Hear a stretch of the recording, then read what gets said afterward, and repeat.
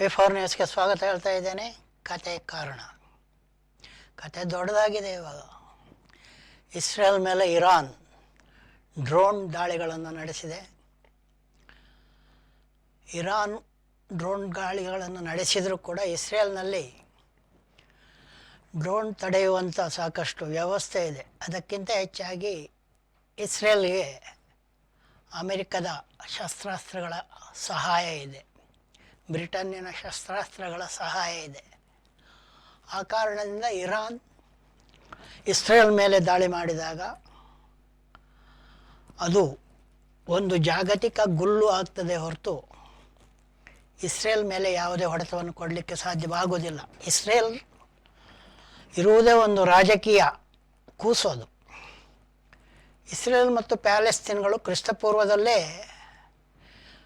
ಬೈಬಲ್ನ ಹಳೆ ಒಡಂಬಡಿಕೆಗಳಲ್ಲೂ ಯಹೂದಿಗಳ ಮತ್ತು ಫಿಲಿಸ್ತೀನಿಯರ ಉಲ್ಲೇಖ ಇದೆ. ಅದೇ ರೀತಿ ಈಜಿಪ್ಟ್ ರಾಜಸತ್ತೆಗಳ ದಾಖಲೆಗಳಲ್ಲಿ ಕೂಡ ಯಹೂದಿಗಳ ಮತ್ತು ಫಿಲಿಸ್ತೀನಿಯರ ಉಲ್ಲೇಖವಿದೆ. ಹಾಗಾಗಿ ಈಗ ಇರುವಂಥ ಪ್ಯಾಲೆಸ್ತೇನ್ ಮತ್ತು ಇಸ್ರೇಲ್ಗಳು ಎರಡೂ ನೆರೆಹೊರೆಯವಾಗಿ ಸುಮಾರು 6,000 ವರ್ಷಗಳ ಇತಿಹಾಸವನ್ನು ಹೊಂದಿವೆ. ಅಂದರೆ ಇನ್ನೂ ಬುಡಕಟ್ಟು ಜನರಾಗಿರುವಾಗ, ಇನ್ನೂ ಕಲ್ಗಾಲದವರಾಗಿರುವಾಗ ಅವರಲ್ಲಿ ಆ ಜನಾಂಗಗಳು ಅಲ್ಲಿ ಇದ್ದು, ಅನಂತರ ದಿನಗಳಲ್ಲಿ ಪ್ಯಾಲೆಸ್ತೇನ್ ಗಟ್ಟಿಯಾಗಿ ಇಸ್ರೇಲಿಗಳು ಬೇರೆ ಬೇರೆ ಕಡೆ ಹರಿಹಂಚಿ ಹೋದರು.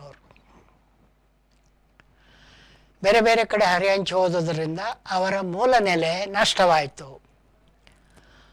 2ನೇ ಮಹಾಯುದ್ಧದ ಬಳಿಕ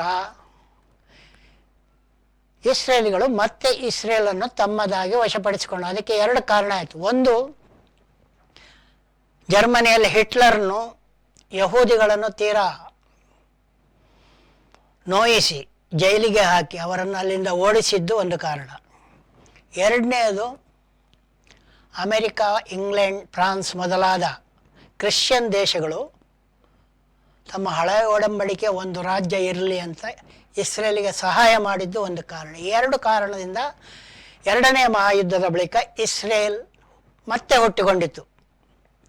2000 ವರ್ಷಗಳ ಹಿಂದೆ ಅಳಿದು ಹೋದ ಇಸ್ರೇಲ್ ರಾಜ್ಯ ಮತ್ತೆ ಹುಟ್ಟಿಕೊಂಡಿತ್ತು. ಅದು ಒಂದು ಅರಬ್ ಸುತ್ತಮುತ್ತ ಒಂದು ಬೆದರಿಕೆಯ ರಾಜ್ಯವಾಗಿ ಉಳಿದಿದೆ. ಬೆದರಿಕೆ ಯಾಕೆ? ಬರೀ ಇಸ್ರೇಲ್ ಆದರೆ ಯಾವುದೇ ಬೆದರಿಕೆ ಇರುವುದಿಲ್ಲ.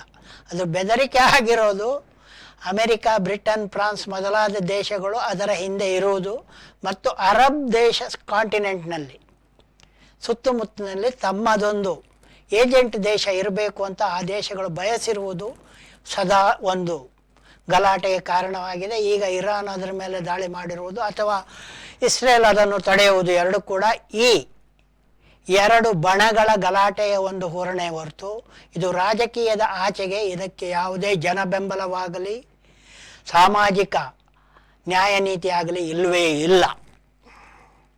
ಭಾರತಕ್ಕೆ ಬಂದರೆ ಕರ್ನಾಟಕದಲ್ಲಿ ದೇಶದ 2ನೇ ಹಂತದ ಚುನಾವಣೆಯ ವೇಳೆ ಕರ್ನಾಟಕದಲ್ಲಿ ಮೊದಲ ಹಂತದ ಚುನಾವಣೆ ನಡೆಯಲಿದ್ದು, ತೆಂಕಣ ಕರ್ನಾಟಕದ 14 ಲೋಕಸಭಾ ಕ್ಷೇತ್ರಗಳು ಅದರಲ್ಲಿ ಬರ್ತವೆ. ಅದರಲ್ಲಿ ಒಂದು ಮಂಗಳೂರು ಲೋಕಸಭಾ ಕ್ಷೇತ್ರ. ಮಂಗಳೂರು ಲೋಕಸಭಾ ಕ್ಷೇತ್ರ ಹುಟ್ಟಿದ್ದು 2009ರಲ್ಲಿ. ಅದಕ್ಕೆ ಮುಂಚೆ ಈ ಲೋಕಸಭಾ ಕ್ಷೇತ್ರಕ್ಕೆ ಇದ್ದ ಹೆಸರು ದಕ್ಷಿಣ ಕನ್ನಡ ಲೋಕಸಭಾ ಕ್ಷೇತ್ರ. ಅದಕ್ಕೂ ಮುಂಚೆ ಸೌತ್ ಕೆನರಾ ಲೋಕಸಭಾ ಕ್ಷೇತ್ರ ಅಂತಿತ್ತು. 1951ರಲ್ಲಿ ಸೌತ್ ಕೆನರಾ ಲೋಕಸಭಾ ಕ್ಷೇತ್ರ ಹುಟ್ಟಿದಾಗ ಅದು 6 ವಿಧಾನಸಭಾ ಕ್ಷೇತ್ರಗಳನ್ನು ಒಳಗೊಂಡಿತ್ತು. ಅದರಲ್ಲಿ ಪುತ್ತೂರು ದ್ವಿಸದಸ್ಯ ಅಂದರೆ 2 ಸದಸ್ಯರನ್ನು ಆಯ್ಕೆ ಮಾಡುವಂಥ ವಿಧಾನಸಭಾ ಕ್ಷೇತ್ರವಾಗಿತ್ತು. ಆಮೇಲೆ ಪಾಣೆಮಂಗಳೂರು ಕೂಡ ಒಂದು ವಿಧಾನಸಭಾ ಕ್ಷೇತ್ರವಾಗಿತ್ತು 1951. ಅದು ಮದ್ರಾಸ್ ಪ್ರಾಂತ್ಯದಲ್ಲಿ, ಕರ್ನಾಟಕದಲ್ಲಿ ಅಲ್ಲ. ಪಾಣೆಮಂಗಳೂರು ಕೂಡ ಒಂದು ವಿಧಾನಸಭಾ ಕ್ಷೇತ್ರವಾಗಿತ್ತು. ಪುತ್ತೂರು 2 ಆಯ್ಕೆ ಮಾಡುವಂಥ ಕ್ಷೇತ್ರವಾಗಿತ್ತು. ಹಾಗೂ ಆ ಸೌತ್ ಕೆನರಾ ಲೋಕಸಭಾ ಕ್ಷೇತ್ರದಲ್ಲಿ ಕಾಸರಗೋಡು ಒಂದು ವಿಧಾನಸಭಾ ಕ್ಷೇತ್ರ ಹಾಗೂ ಹೊಸದುರ್ಗ ವಿಧಾನಸಭಾ ಕ್ಷೇತ್ರಗಳು ಕೂಡ ಸೇರಿದ್ದವು. ಅನಂತರ ದಿನದಲ್ಲಿ ಕರ್ನಾಟಕ ರಾಜ್ಯ ರಚನೆಯಾದ ಮೇಲೆ ಕಾಸರಗೋಡು ಹೊಸದುರ್ಗಗಳು ಕೇರಳಕ್ಕೆ ಹೋದ್ದರಿಂದ ಮಂಗಳೂರು ಲೋಕಸಭಾ ಕ್ಷೇತ್ರವನ್ನು ಆವಾಗ ದಕ್ಷಿಣ ಕನ್ನಡ ಲೋಕಸಭಾ ಕ್ಷೇತ್ರ ಅಂತ ಕರೆಯಲಿಕ್ಕೆ ಶುರು ಮಾಡಿದರು. ಮಡ್ರಾಸ್ ಪ್ರಾಂತ್ಯದಲ್ಲಿ ಸೌತ್ ಕನ್ನಡ ಲೋಕಸಭಾ ಅಂತ ಇದ್ದಿದ್ದು ದಕ್ಷಿಣ ಕನ್ನಡ ಲೋಕಸಭಾ ಕ್ಷೇತ್ರ ಅಂತ ಕರೆಯಲಾಯಿತು. ಆದರೆ ದಕ್ಷಿಣ ಕನ್ನಡ ಲೋಕಸಭಾ ಕ್ಷೇತ್ರ ಕೂಡ ದಕ್ಷಿಣ ಕನ್ನಡ ಜಿಲ್ಲೆಯನ್ನೇ ಒಳಗೊಂಡಿರಲಿಲ್ಲ. ಅದು ಸುಳ್ಯ, ಪುತ್ತೂರು, ಮಂಗಳೂರಿನ 2 ಲೋಕಸಭಾ ಕ್ಷೇತ್ರಗಳು ಮತ್ತು ಇದು ಇಲ್ಲಿಯ ಕೊಡಗಿನ 3 ವಿಧಾನಸಭಾ ಕ್ಷೇತ್ರಗಳು. ಆವಾಗ ಈಗ 2 ವಿಧಾನಸಭಾ ಕ್ಷೇತ್ರ ಇರೋದು, ಆಗ 3 ಇದ್ವು. ಸೋಮವಾರಪೇಟೆ, ವಿರಾಜಪೇಟೆ, ಮಡಿಕೇರಿ ಅನ್ನೋ 3 ವಿಧಾನಸಭಾ ಕ್ಷೇತ್ರಗಳಿದ್ದು, ಇವಾಗ ಸೋಮವಾರಪೇಟೆ ವಿಧಾನಸಭಾ ಕ್ಷೇತ್ರ ಇಲ್ಲ. ಸೌತ್ ಕನ್ನಡದ 5 ಮತ್ತು ಕೊಡಗಿನ 3 ವಿಧಾನಸಭಾ ಕ್ಷೇತ್ರಗಳು ಸೌತ್ ಕನ್ನಡ ದಕ್ಷಿಣ ಕನ್ನಡ ಲೋಕಸಭಾ ಕ್ಷೇತ್ರ ಅಂತ ಆಯಿತು. ಈ ದಕ್ಷಿಣ ಕನ್ನಡ ಲೋಕಸಭಾ ಕ್ಷೇತ್ರದಲ್ಲಿ ಮೊದಲಿಗೆ ಆಚಾರ್ ಅವರು, ಆಮೇಲೆ ಆಳ್ವ ಅವರು, ಆಮೇಲೆ ನಾನಾ ಒಂದೊಂದು ಅವಧಿಗೆ 4 ಜನ ಗೆಲ್ತಾರೆ. ಆಮೇಲೆ 1977 ಬಳಿಕ ಜನಾರ್ದನ ಪೂಜಾರಿ ಅವರು ಇಲ್ಲಿಯ ಸಂಸದರಾಗ್ರೆ ಸತತವಾಗಿ 4 ಬಾರಿ ಅವರು ಸಂಸದರಾಗಿ ಗೆಲ್ತಾರೆ. 1991ರಲ್ಲಿ ಸೌತ್ ಕನ್ನಡದ ಹಣೆ ಬರ ಬದಲಾಗ್ತದೆ.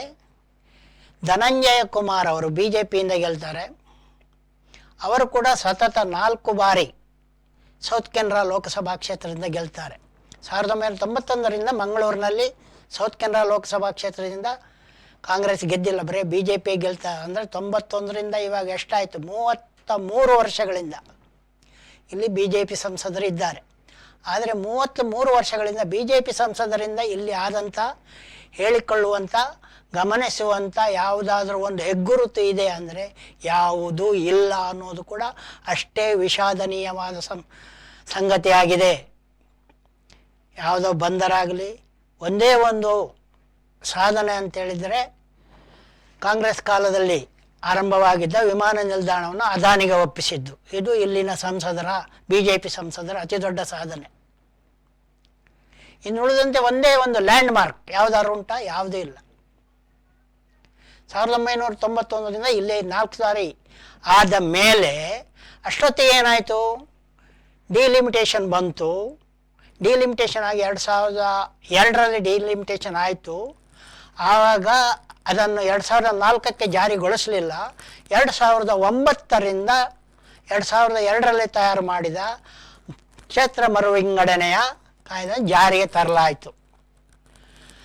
ಆಗ ದಕ್ಷಿಣ ಕನ್ನಡ ಲೋಕಸಭಾ ಕ್ಷೇತ್ರದ ಹೆಸರು ಮಂಗಳೂರು ಲೋಕಸಭಾ ಕ್ಷೇತ್ರ ಅಂತ ಆಯಿತು. ಮಂಗಳೂರು ಲೋಕಸಭಾ ಕ್ಷೇತ್ರ ಜಾರಿಗೆ ಬಂದದ್ದು 2009ರಲ್ಲಿ. 2009, 2014, 2019 3 ಬಾರಿ ನಳಿನ್ ಕುಮಾರ್ ಕಟೀಲ್ ಅವರು ಗೆದ್ದು ಹ್ಯಾಟ್ರಿಕ್ ಸಾಧನೆ ಮಾಡಿದ್ದಾರೆ. ಈ ಬಾರಿ ಅವರಿಗೆ ಟಿಕೆಟ್ ಸಿಕ್ಕಿಲ್ಲ. ಅವರು ಹ್ಯಾಟ್ರಿಕ್ ಸಾಧನೆ ಮಾಡಿದ್ದಾರೆ 3 ಬಾರಿ ಗೆದ್ದು. ಈ ಮಂಗಳೂರು ಲೋಕಸಭಾ ಕ್ಷೇತ್ರ ಇವಾಗ ಏನಿದೆ, ಕೊಡಗು ಅದರಲ್ಲಿಲ್ಲ. ಇವಾಗ ಮಂಗಳೂರು ಲೋಕಸಭಾ ಕ್ಷೇತ್ರದಲ್ಲಿ ಇರುವಂಥ ಬೆಳ್ತಂಗಡಿ ವಿಧಾನಸಭಾ ಕ್ಷೇತ್ರವು 2009ಕ್ಕೆ ಮುಂಚೆ ಚಿಕ್ಕಮಗಳೂರು ಲೋಕಸಭಾ ಕ್ಷೇತ್ರಕ್ಕೆ ಸೇರಿತ್ತು. ಬಂಟ್ವಾಳ ಹಾಗೂ ಮೂಡುಬಿದಿರೆ ಕ್ಷೇತ್ರಗಳು ಉಲ್ಲಾಳ ಬಂದು ಇವಾಗ ಮಂಗಳೂರು ಕ್ಷೇತ್ರ ಅಂತ ಆಗಿದೆ. ಮಂಗಳೂರಿನಲ್ಲಿ 3 ಕ್ಷೇತ್ರಗಳಾಗಿವೆ. ಬಂಟ್ವಾಳ, ಮೂಡುಬಿದಿರೆ ಇವೆಲ್ಲ ಉಡುಪಿ ಲೋಕಸಭಾ ಕ್ಷೇತ್ರಕ್ಕೆ ಸೇರಿತ್ತು. ಈಗ ಇಡೀ ದಕ್ಷಿಣ ಕನ್ನಡ ಜಿಲ್ಲೆಯೇ ಒಂದು ಲೋಕಸಭಾ ಕ್ಷೇತ್ರ ಆಗಿದೆ. ಈ ರೀತಿ ಅಪರೂಪ ಆಗ್ತದೆ. ಹಿಂದೆ ಮಂಡ್ಯ ಲೋಕಸಭಾ ಕ್ಷೇತ್ರ ಒಂದು ಜಿಲ್ಲೆ ಪೂರ್ತಿ ಒಂದೇ ಲೋಕಸಭಾ ಕ್ಷೇತ್ರ ಇತ್ತು, ಈಗ ಇಲ್ಲ. ಯಾಕಂದರೆ ಒಂದು ವಿಧಾನಸಭಾ ಕ್ಷೇತ್ರ ಕಡಿಮೆ ಆಗಿದೆ ಅಲ್ಲಿ. ಹೀಗಿರುವಂಥ ಕಾಲದಲ್ಲಿ ಈಗ ಮಂಗಳೂರಿಗೆ ನಿನ್ನೆ ಮೋದಿಯವರು ಬಂದಿದ್ದಾರೆ. ಇಲ್ಲಿಗೆ ಬರಬೇಕಾದ್ರೆ ಮುಂಚೆ ಮೈಸೂರಿಗೆ ಬಂದಿದ್ದರು ಅವರು, ಮೋದಿಯವರು. ಮೈಸೂರಿನ ಹೊತ್ತಿನ ಚಾಮರಾಜನಗರದ ಲೋಕಸಭಾ ಸದಸ್ಯರಾಗಿರುವಂಥ ಶ್ರೀನಿವಾಸ್ ಪ್ರಸಾದ್ ಅವರನ್ನು ಮೋದಿಯವರ ಸಭೆಗೆ ಕರೆದುಕೊಂಡು ಬರಲು ಯಡಿಯೂರಪ್ಪನವರೇ ಅವ್ರ ಮನೆಗೆ ಹೋಗಿದ್ದರು. ಆದರೆ ಶ್ರೀನಿವಾಸ್ ಪ್ರಸಾದ್ ಅವರು ನಾನು ಈಗಾಗಲೇ BJPಯಿಂದ ಮತ್ತು ರಾಜಕೀಯದಿಂದ ನಿವೃತ್ತನಾಗಿದ್ದೇನೆ ಅಂತ ಹೇಳಿದ್ದಾರೆ. ಮೋದಿಯವರ ಸಭೆಗೆ ಅವರು ಬರಲಿಲ್ಲ. ಅವರು ಇವಾಗ BJPಯ ಸಂಸದರು, ಹಿಂದೆ ಕಾಂಗ್ರೆಸ್ನಲ್ಲಿ ಇದ್ದವರು, ಜನತಾದಲ್ಲೂ ಇದ್ದರು ಅವರು. ಸ್ವಲ್ಪ ಟೈಮ್.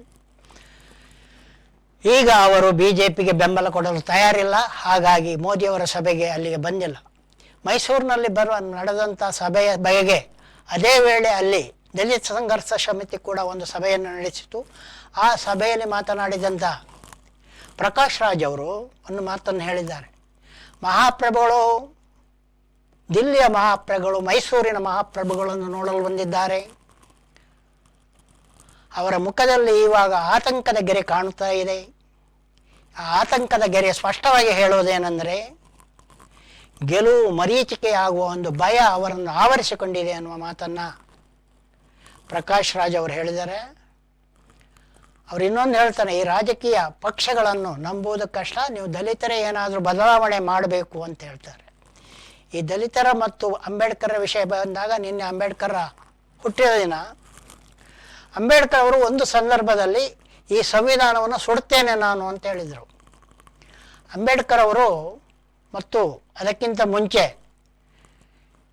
ರಾಮಸ್ವಾಮಿ ನಾಯ್ಕರು, ಪೆರಿಯಾರ್ ಅವರು ಮನುಸ್ಮೃತಿಯನ್ನು ರಸ್ತೆಯಲ್ಲಿ ಸುಟ್ಟಿದ್ರು.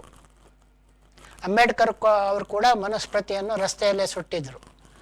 ಆದರೆ ಅವರು ಸಂವಿಧಾನವನ್ನು ಸುಡಲಿಲ್ಲ. ಆದರೆ ಆ ಮಾತನ್ನು ಒಂದು ಸಂದರ್ಭದಲ್ಲಿ ಮಾತನಾಡುತ್ತಾ ಹೇಳಿದ್ದರು. ಯಾಕೆ ಹಾಗೆ ಹೇಳಿದರು? ಹಾಗೆ ಹೇಳಲಿಕ್ಕೆ 3 ಕಾರಣಗಳಿದ್ದವು ಅವರಿಗೆ. ಮೊದಲನೇ ಕಾರಣ, ದಲಿತರಿಗೆ ಮೀಸಲಾತಿ ನೀಡಿದ್ದರೂ ಕೂಡ ದಲಿತರನ್ನು ದಲಿತರೇ ಆಯ್ಕೆ ಮಾಡುವಂಥ ಒಂದು ಪದ್ಧತಿ ಇರುವುದು ಅವರಿಗೆ ಹಿಡಿಸಿರಲಿಲ್ಲ. ಎರಡನೆಯದು, ಅಂಬೇಡ್ಕರ್ಗಿಂತ ಮೊದಲೇ ಶಾಹು ಮಹಾರಾಜ್ ಮತ್ತು ಮೈಸೂರಿನ ನಾಲ್ವಡಿ ಕೃಷ್ಣರಾಜ ಒಡೆಯವರವರು ಹಿಂದುಳಿದವರಿಗೂ ಸೇರಿಸಿ ಮೀಸಲಾತಿ ನೀಡಿದ್ದರು. ಆದರೆ ಸಂವಿಧಾನದಲ್ಲಿ ಅತಿ ಹಿಂದುಳಿದ ಜಾತಿಗಳವರಿಗೆ ಮೀಸಲಾತಿ ಇರಲಿಲ್ಲ. ಈ ಕಾರಣದಿಂದಾಗಿ ಮೊದಲ 2 ಲೋಕಸಭಾ ಚುನಾವಣೆಗಳಲ್ಲಿ ಮೇಲ್ಜಾತಿಯವರೇ ಬಹುತೇಕ ಆಯ್ಕೆಯಾಗಿದ್ದರು. ಆವಾಗ ಬದುಕಿದ್ದು ಅದೇ ಸಮಯದಲ್ಲಿ ಮಾತ್ರ ಅವರು ಅಂಬೇಡ್ಕರ್ ಬದುಕಿದ್ದರು. ಅನಂತರದ ಚುನಾವಣೆಗೆ ಅವರು ಇರಲಿಲ್ಲ. ಆದ್ದರಿಂದ ಅವರು ಸಂವಿಧಾನವನ್ನು ಸುಡಬೇಕಾದೀತು ಎನ್ನುವ ಮಾತನ್ನು ಕೂಡ ಹೇಳಿದರು. ಆದರೆ ಆ ಕಾಲ ಎಲ್ಲ ಬದಲಾಗಿದೆ. ಅನಂತರದ ದಿನಗಳಲ್ಲಿ ಸಾಕಷ್ಟು ಜನ ಹಿಂದುಳಿದವರು ಆಯ್ಕೆಯಾಗುತ್ತಾ ಇದ್ದಾರೆ, ಬದಲಾವಣೆಯನ್ನು ಬಯಸ್ತಾ ಇದ್ದಾರೆ. ಮಂಗಳೂರಿಗೆ ಮೋದಿಯವರು ಕೂಡ ಬಂದಿದ್ದಾರೆ. ಮಂಗಳೂರಿನಲ್ಲಿ ಕ್ಷೇತ್ರದಲ್ಲಿ ಇವಾಗ ಪದ್ಮರಾಜ್ ಅವರು ಮತ್ತು ಚೌಟ ಅವರ ನಡುವೆ ಸ್ಪರ್ಧೆ ಇದೆ. ಮಂಗಳೂರಿಗೆ ಬಂದಾಗ ಸಾಕಷ್ಟು ಹೂಮಳೆ ಬಂದಿದೆ, ಆದರೆ ಊರೆಲ್ಲ ಬಂದಂಥ ಮಳೆ ಮಾತ್ರ ಮಂಗಳೂರಿಗೆ ಬಂದಿಲ್ಲ.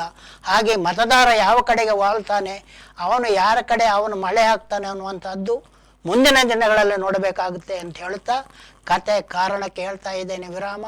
ನೋಡ್ತಾ ಇರಿ V4 ನ್ಯೂಸ್. ಹಾಗೆಯೇ ನೀವು V4 ನ್ಯೂಸ್ ಯೂಟ್ಯೂಬ್ ಸದಸ್ಯರಾಗಿ ಎಂದು ಹೇಳುತ್ತಾ ನಿಮಗೆಲ್ಲ ಮಾಡ್ತಾ ಇದ್ದಾನೆ ಒಂದು ದೊಡ್ಡ ನಮಸ್ಕಾರ.